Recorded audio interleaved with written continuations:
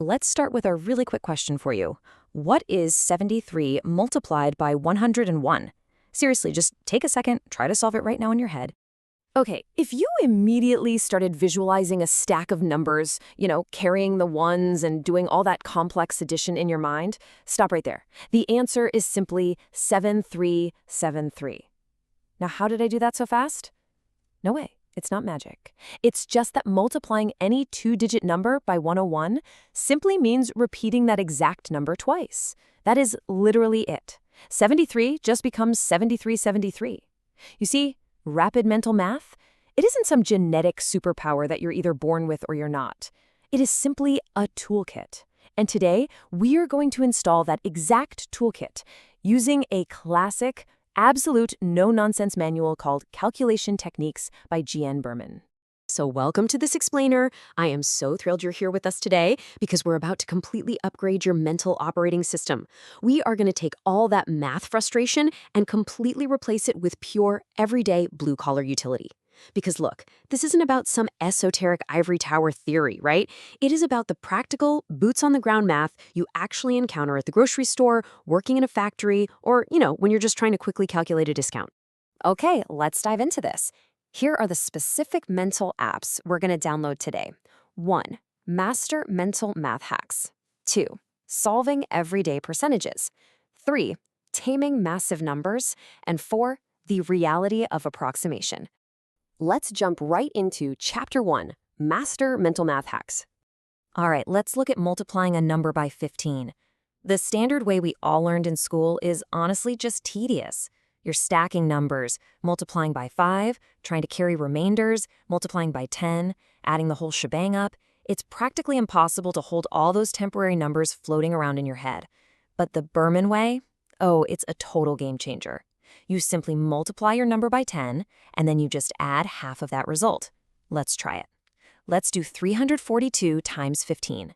First, just multiply 342 by 10. You literally just add a 0, right? So 3,420.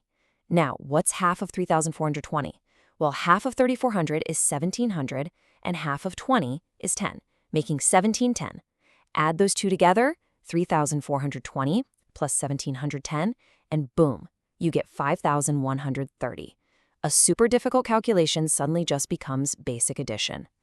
Let's move along and see how this builds into something even more impressive, multiplying intimidating double-digit numbers that are close to 100. Let's take 97 multiplied by 94. Stacking this in your head would be an absolute nightmare. Instead, Berman uses this brilliant crosswise multiplication method. Okay, step 1, find their complements to 100. Basically, how far away are they from 100? Well, 97 is 3 away, and 94 is 6 away. Got it? 3 and 6. Step 2, subtract those complements crosswise from the original numbers to get the first two digits of your answer. So you can either do 97 minus 6 or 94 minus 3. Either way, you get 91. Step 3, simply multiply the complements together for the last two digits. So 3 times 6 is 18. Put them together and you get 9118. Seriously, just by remembering those 3 simple mental steps, you can instantly solve what looks like an impossible mental calculation. It is incredibly satisfying when it finally clicks in your brain. Moving right along to Chapter 2, Solving Everyday Percentages. Now, what's really interesting here is how Berman points out that a percentage is really just 1/100th part of a quantity. But actually doing the literal math of multiplying by a percentage and then dividing by 100? Way too clunky. Instead, he says to memorize these fractional cheat codes. 50% is just dividing by 2, 25% is dividing by 4, 12.5% is dividing by 8. And 33.33% is just dividing by 3. Memorizing these fractional shortcuts turns really complex percentage equations into basically single-digit division. But you might be wondering, what if it's not a perfect fraction? What if a problem says, oh, I don't know, there are 2,140 workers at a factory, of which 30% are men. How many men work at the factory? Well, the trick here is what we call chunking. You break the percentage down into pieces you can easily digest. Finding 10% of anything is incredibly easy, right? You just drop a 0 or move the decimal over one spot. So 10% of 2,140 is simply 214.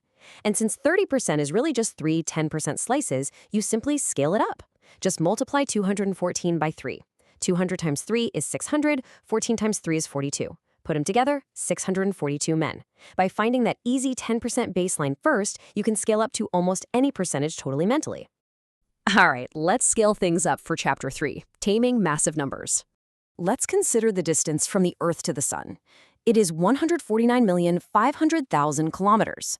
Just looking at that, the visual clutter of all those zeros makes it incredibly difficult to read, to write, and to compute with.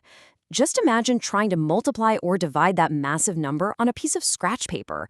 You'd lose track of the zeros almost immediately. So, to fix this mess, Berman introduces the power of 10.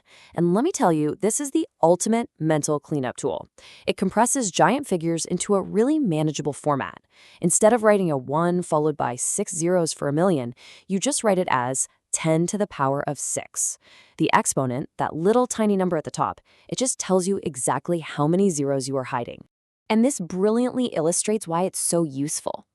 Instead of that cluttered 149 million, we can write the exact same number super cleanly, 1495 times 10 to the 5th power. By just converting those 5 trailing zeros into a simple exponent, reading and computing with massive data becomes infinitely easier. If you need to multiply this by another power of 10, you don't even have to write out all the zeros. No, you just add the exponents together. It keeps your workspace and honestly, your mind totally uncluttered. And that brings us to our final chapter, Chapter 4, The Reality of Approximation. Now, out in the real world, to understand how good a measurement actually is, you absolutely have to understand the difference between absolute error and percentage error. Let's say you're measuring something and your absolute error is 1 centimeter. Is that a good measurement? Well, honestly, it depends. If you are measuring a 15-centimeter pencil and you're off by 1 whole centimeter, well, that is a terrible measurement. That's a percentage error of over 6%. But if you're measuring a 20-meter-long corridor and you are off by that exact same absolute error of 1 centimeter, your measurement is a model of precision. Your percentage error is a tiny, tiny fraction of a percent. So you see, the absolute error alone just isn't enough. The percentage error is the true test of a measurement's actual quality. Because of this, Berman gives us a fantastic, practical checklist for handling approximate numbers in our calculations. First, understand your correct decimal places. If a number is written as 1.250, that trailing zero, it isn't an accident. It means the measurer is guaranteeing it is exactly that precise, and the error lies in the 10,000ths. Second, determine your percentage error based on those correct digits. If your number has 3 correct digits, your percentage error is generally going to be less than 1%. Finally, when you are actually forced to round a number during a calculation, Berman's rule is super simple and consistent. If the digit you are dropping is 5 or more, just round the preceding digit up by 1. So, the crucial point I want you to take away from all of this is, Berman's manual isn't about turning you into some human calculator doing parlor tricks for your friends. It's about giving you the exact actionable tools you need to function efficiently in the real world. Whether you are measuring parts in a factory, scaling up a production quota, or honestly just quickly calculating the tip on a dinner bill, you now have the tools to calculate perfectly while understanding exactly how precise you actually need to be. So as you go about your day-to-day, looking at statistics on the news, checking the weight of your groceries, or just glancing down at the speedometer in your car, I really want you to ask yourself one thing. Are those numbers exactly right, or are they just precisely approximate? Keep practicing those mental hacks, and we will see you in the next explainer.